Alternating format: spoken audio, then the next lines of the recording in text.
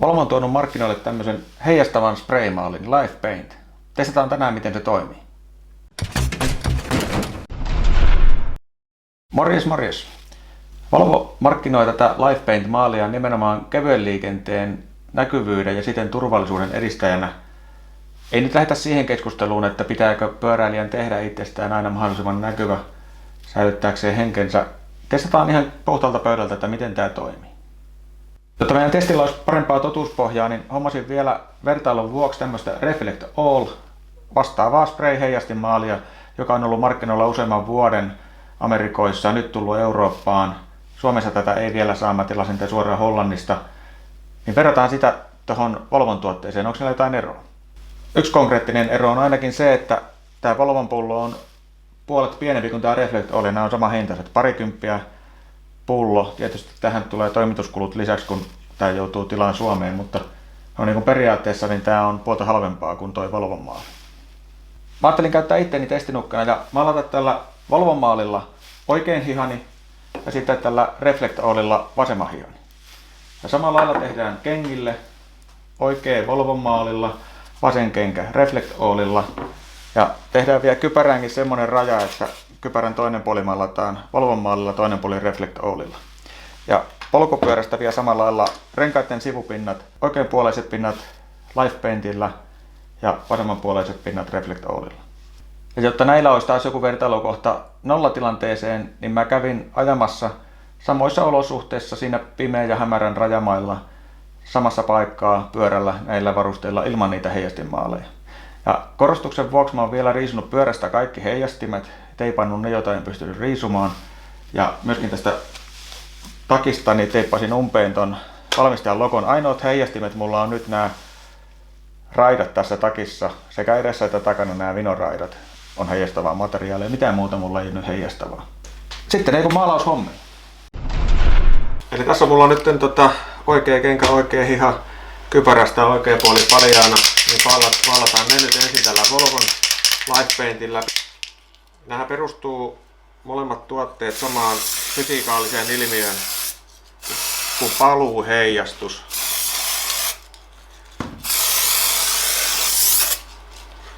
Ja sehän on vaan varsinaisesti pelkkä lakka tää maali, missä on sitten semmosia pieniä hiukkasia, jotka heijastaa sitten sitä valoa. Eli se maali ei tarvitse olla ton enempää, tommonen ihan sumu vaan siihen päälle on kaikki paras. Jos se jää kasalle, niin sit se ei toimi niin kuin sen pitäisi.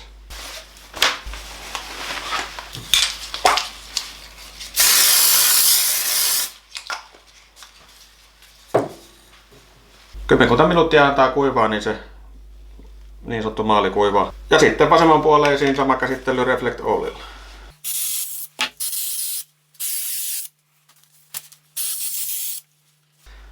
Se oli siinä. Tää ainakin haisee huomattavasti voimakkaammalta tää Reflect All kuin tuo Volvon maali. Jos ensivaikutelmia tässä vaiheessa katsotaan, niin tää Reflect All selvästi näkyy. Tässä on tämmönen harmaa usvanen, vähän niin kuin pölyä olisi tuossa kankaan pinnassa. Volvon maalia ei näe ollenkaan. Ja tässä kovassa pinnassa, kypärän pinnassa se näkyy erityisesti, että välttämättä kameralle välity, mutta tässä on ikään kuin olisi kirkas lakkaa tai jotain sumuksi pistetty tuohon päälle. Tällä puolella kypärää ei näy kyllä mitään. Tuo on täysin näkymätön toi Volvon maali. Onkohan se sitä pimeässäkin? Mennään kohta kattoo. Ja tehdään tosiaan tähän pyöräänkin vielä tämmönen, että maalataan vähän renkaan pintoja näillä maaleilla. Mä suojaan tuossa vähän jarrupintaa samalla, ettei nyt sitä maalata.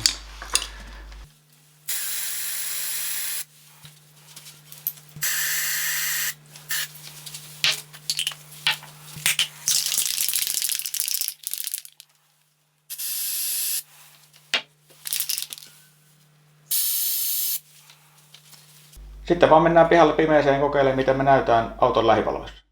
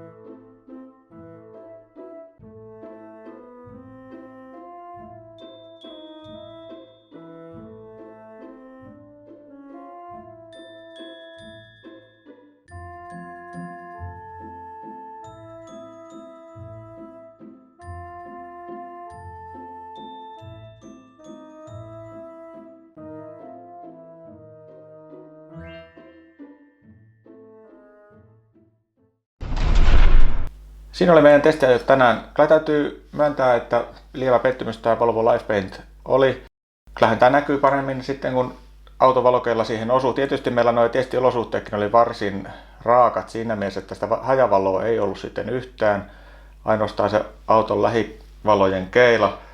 Eli kyllähän tuossa niin vaikka taajamassa, niin yleensä aina sitten sitä katuvaloa ja muuta on, että se varmaan siihen näkyvyyteen auttaa. Mutta kyllähän se tuossakin jo näki, että kyllähän tämä reflekto oli nyt paljon paremmin näkyy kuin tuo Volvon maali.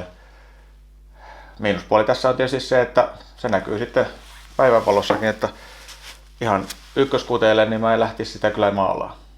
Yhteenvetona sanoisin, niin tämmöisten heijastinmaalien varaan nyt en kyllä sitä näkyvyyttä ne lähtisi laskeen, eli kyllä ne perinteiset heijastimet ja valasimet edelleen on se A ja O siinä näkyvyydessä. Tässä oli meidän testivideo tänään. Kiitos kun kattelit. Nähdään taas ja nimenomaan näytään.